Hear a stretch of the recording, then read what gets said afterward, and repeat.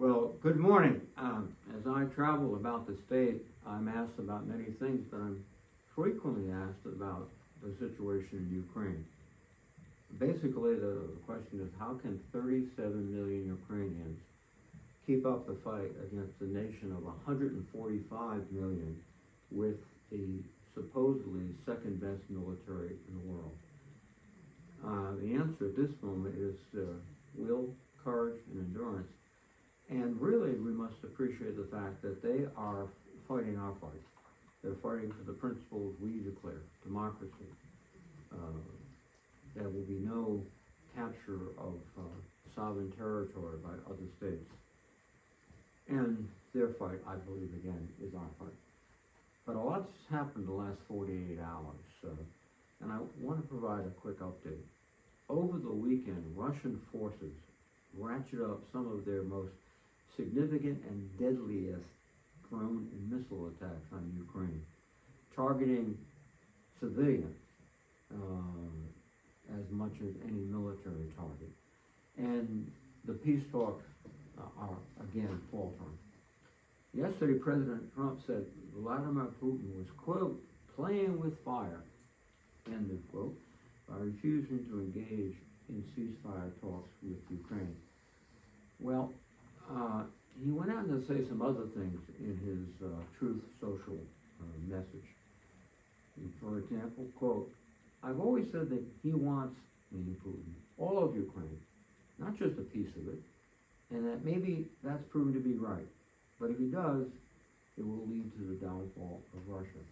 Well, the truth is, he has not always said that Putin wants all of Ukraine. In fact, initially, he accused the Ukrainians of attacking Russia. On February 18, 2025, he said, directed at the Ukrainians, you should have never started it, which is a refutation of history and facts, very common to the president. But even before that, back in 2022, after the invasion, he described a scene where I went in yesterday and there was a television screen and I said, this is genius, meaning the attack on Ukraine. Putin declares a big portion of Ukraine. Putin declares that it's independent. Oh, that's wonderful. Well, you can see where his sentiments lie. And it didn't lie, and it doesn't lie, I believe, with the courageous men and women of the Ukraine who are fighting for their country and for freedom everywhere. And the other thing he did initially is destroy all the leverage that we had to force Putin to come to the table and make a sensible peace arrangement with the Ukrainians. Besides these comments encouraging Putin, these comments that suggested that, oh, Putin's a victim, Ukraine invaded, one of the first things his Secretary of Defense, Secretary Hegstead, did when he went to a NATO conference in Brussels was say, listen, we're not going to let Ukraine in NATO.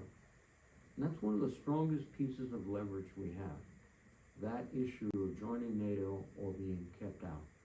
And of course, they just gave it away for free. So when you put all this together, we're in a situation which Trump has created where we have very little leverage. And Putin just sits back there and says, interesting. But what we've seen recently, the intensity, the brutality of the Russian indiscriminate bombing, makes clear the absurdity of Trump's claim that Putin is interested in peace, and go back further, that Putin didn't even start it. The Trump administration must recognize that the only thing Vladimir Putin responds to is strength. They must regain their leverage. To demonstrate our strength, the United States must join our allies in leveling new sanctions on Russia to intensify the economic pressure. The European Union has recently approved a new package of sanctions targeting covert Russian oil exports and has announced that work is underway for another set of even tougher sanctions. While the president claims to understand pressure and leverage and tough negotiations, if that's true, I'm perplexed at his refuse to pressure the Russians to the table and to bolster Ukraine with adequate military assistance to gain leverage. In fact, he's gone out of his way to humiliate President Zelensky. Who can forget the Oval Office scene where President Zelensky was ambushed on international television and forced to say thank you, thank you, thank you, which he said a number of times. He said it before us in a joint session of the United States Congress. And then to be criticized by Trump. What message did that send to Putin? Putin has a friend in the White House. Well, that friendship has to end because this war has to end. And since the administration has failed so far in so many ways, what we have to do is go ahead and the Congress has to move. The U.S. Senate must take up and quickly pass comprehensive sanctions. Senate Bill 1241, the Sanctioning Russia Act of 2025, is a strong bipartisan bill that would achieve this objective. I am proud to be an original co-sponsor of the legislation, which now has 81 other co-sponsors, including 40 Democrats, 40 Republicans, and 1 independent. There are very few issues in Washington today that 81 senators will agree wholeheartedly. This might be the only one. What the bill does, it imposes direct tariffs on a whole series of Russian industrial sectors: the banking system, the financial system, the oil, gas, uranium, and energy sector, on particular government officials and the oligarchs, and also additional sanctions that are already in place, ramp them up. And then it would impose a significant sanction, a tariff sanction, on nations that buy Russian petroleum, oil products, natural gas, uranium. Significant tariffs which would make their purchases absolutely economically ridiculous and stop them from doing it. Passing this bill will cause immediate economic cost to Russia and will get them to the table faster than the random comments of the president. And the administration should also submit a budget request that includes robust funding for Ukraine. Failing to do so will harm our security.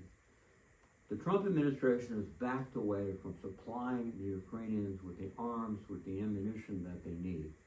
The Europeans are trying to make it up, but they can't do it. We have to do it together. That would be a strong signal to Putin that the rules of the game have changed. No longer are we secretly applauding his actions. We are publicly condemning them and publicly imposing costs. Now, the Ukrainian people continue to hold the line against Russian forces, which, by the way, are supplemented by North Korean troops, equipped by Iran, and supported economically by China. This war has huge consequences, not just in Europe, but globally. The Ukrainians need these arms and equipment to continue to protect their country. Instead, as I've said, the Trump administration has choked off military aid, has failed to request any additional support. This must be reversed immediately. Now, I'll continue to do everything I can to support the Ukrainian people because their fight is our fight. And I urge all my Senate colleagues and the President to join me. I'm very heartened that Republican senators are beginning to stand up on this issue, making it perfectly clear if the President refuses to act, the Senate will move forward on an overwhelming, bipartisan, veto-proof basis.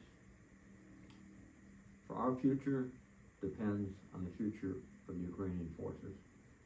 We wish them well, and more than that, we need to back them up, and that's what we're going to do.